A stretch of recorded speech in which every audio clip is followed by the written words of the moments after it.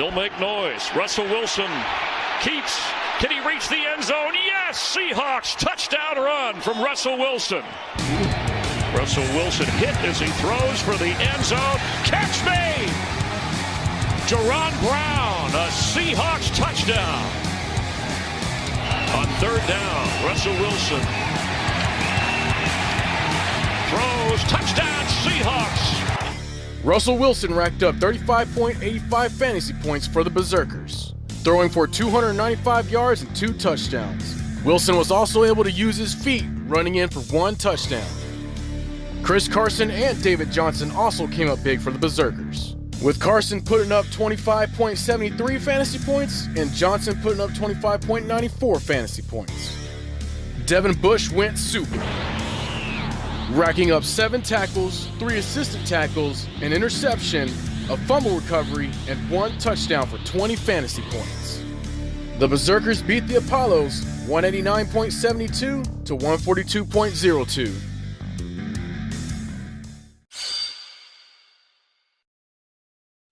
Fourth and inches on the goal line. It's McCaffrey, and he is stopped. Except it's now called a touchdown by the... No one to throw. Dumps it out of McCaffrey. He's got tons of room to run. Makes a move and gets in the end zone. Christian McCaffrey does it again, getting 20.83 fantasy points on 1 rushing touchdown and 1 receiving touchdown. Week in and week out, McCaffrey has been carrying the A-team to victory. But how will the A-team fare when McCaffrey goes on bye this coming week? Carson Wentz had a great game, throwing for 306 yards and 2 touchdowns. The A-team stays undefeated in yet another close game, beating the Red Sox 139.50 to 130.90.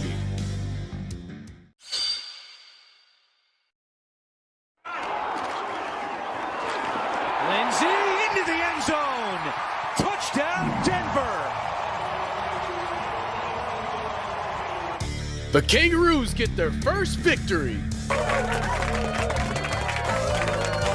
And to help lead the way was the Horde's poor coaching for leaving in an injured Todd Gurley and Sterling Shepard and not picking up anyone off waivers to replace them. Also to help lead the way was Phillip Lindsay rushing for 70 yards and a touchdown. The Kangaroos beat the Horde 110.95 to 80.85. He was not 100%. Second down and 10. New Jackson taking it again.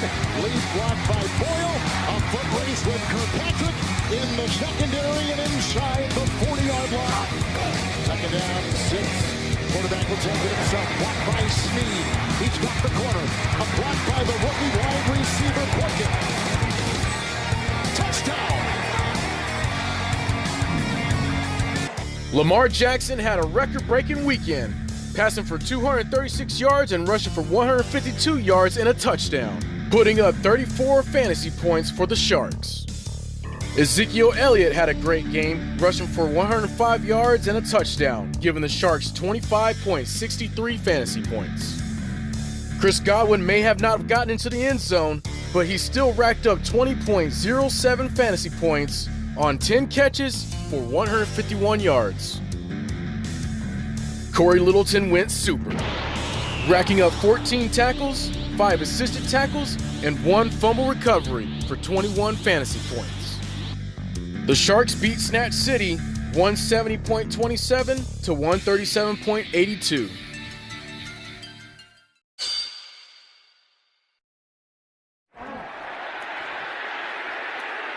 Mahomes with a flag down. He'll take the deep shot. It is caught! Tyreek Hill!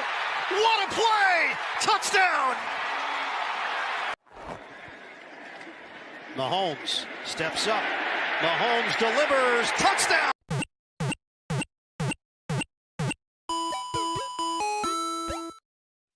Tyreek Hill is back, catching 5 of his 10 targets for 80 yards and 2 touchdowns, giving the Lunatics 22.34 fantasy points. Kirk Cousins went off, throwing for 333 yards and 4 touchdowns for 41.65 fantasy points.